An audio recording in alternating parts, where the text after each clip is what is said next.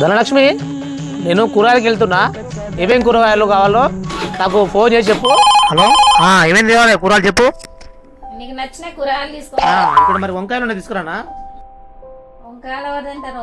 అవునా, మరి ఇట్లా మరి ఆలుగడ్డ తీసుకురానా? ఆలుగడ్డ కూడా మంచిగా ఉన్నాయి. ఆలుగడ్డ ఎవరు తింటారు? దొండకాయలు తీసుకురానా? చాలా ఫ్రెష్గా ఉన్నాయి. దొండకాయ అంటే మరి బీరకాయ తీసుకొస్తున్నాయి, బీరకాయలు బాగున్నాయి. బీరకాయ చెక్కు తీసి చేసే వరకు టైం పడుతుంది. సరేలే, కాకరకాయ తీసుకొని వస్తున్నా.